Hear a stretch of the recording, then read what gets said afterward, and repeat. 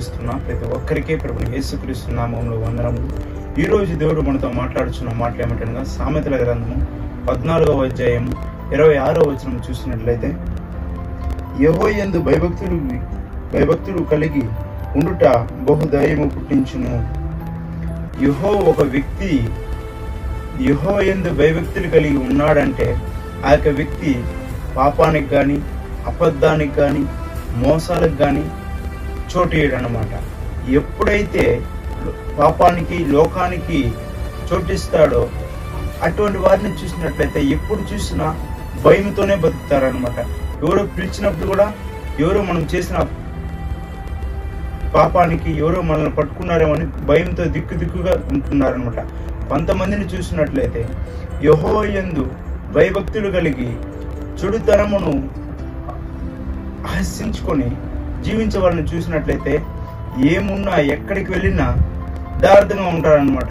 ఇక్కడ చూసినట్లయితే యోసేపు అనే భక్తుడు కూడా ఆ యొక్క యజమానులనే పాపం చేయలేనప్పుడు రాజు దగ్గరికి తీసుకున్నప్పటికీ కూడా నిజంగా ఒప్పుకున్నాడు కాబట్టి, నిజంగా యథార్థంగా ఉన్నాడు కాబట్టి ఆ యొక్క దేశానికి ప్రధానమంత్రి అయ్యాడనమాట. అదేవిధంగా ఇక్కడ చూసినట్లయితే ఈ యొక్క మాటలు వింటున్న చాలా మంది అటు పరిశుద్ధంగా ఉంటున్నారు, అటు పాపానికి చోటిస్తున్నారు, అటు లోకానికి చోటిస్తున్నారు. అటువలే కాకుండా దేవుని యందు భయభక్తులు కలిగి దేవుని యొక్క ఆజ్ఞలకి, దేవుని యొక్క మాటలకి, దేవుని యొక్క చిత్తానికి లోబడి యథార్థంగా నమ్మకంగా జీవించి అటువంటి వారిని దేవుడు ఆశీర్వదిస్తాడనమాట.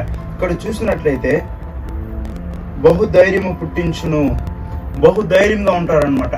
నీతిమంతుడు సింహం వల్ల ఉంటాడనమాట. ఏమున్నా ఏమి లేకపోయినా ఒకటి కూడా దేవుడు నాకు ఉంటున్నాడు, దేవుడు నా పక్షంలో ఉన్నాడని ధైర్యంగా ఉంటారనమాట. కొంతమంది చూసినట్లయితే ఏదో ఒక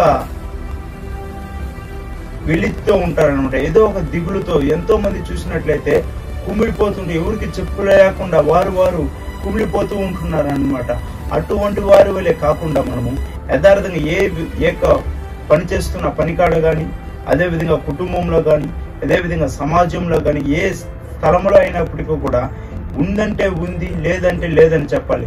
ఉన్నదాన్ని లేనట్టుగా, లేనిదాన్ని ఉన్నట్టుగా చేసి నువ్వు ఒక మాట చెప్పవచ్చు, అబద్ధం మాటలు అయితే ఎప్పుడు కూడా నిన్ను గుచ్చుతూనే ఉంటుందన్నమాట. కొంతమంది చూసినట్లయితే వారి యొక్క హృదయము బండబలి అయిపోయి ఉంటుందండి. ఏమి చేసినా దేవుడు వారిని గర్దించినప్పుడు కూడా వారి గర్దింపుకు లోపడకుండా అది రాయిలాగా అయిపోయి ఉంటుంది అనమాట.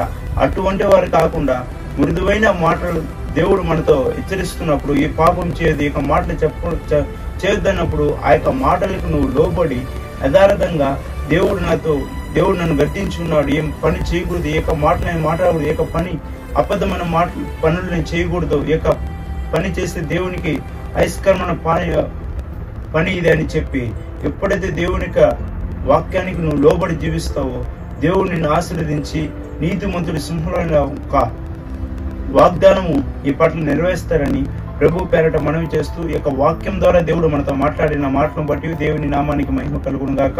కళ్ళు మూసుకున్నట్లయితే ఒక చిన్న ప్రార్థన చేస్తున్న మహామముని మికిలిగా ప్రేమించిన పరలోకమున్న మా తండ్రి, ప్రేమగల నాయన, కృపగల నాయన, స్తుతులకు పాత్రుడైన దేవా, ఈ యొక్క వాక్యం మా పట్ల ప్రతి ఒక్కరి పట్ల నెరవేర్చింది. మీ కుమారుడు మా రక్షకుడు క్రీస్తు యేసు నామంలో అడిగి వేడుకుంటున్నాం తండ్రి, ఆమేన్. ఈ యొక్క వీడియోను చూస్తున్న ప్రతి ఒక్కరికి యేసు క్రీస్తు నామంలో గాడ్ బ్లెస్ యూ, ఆమేన్.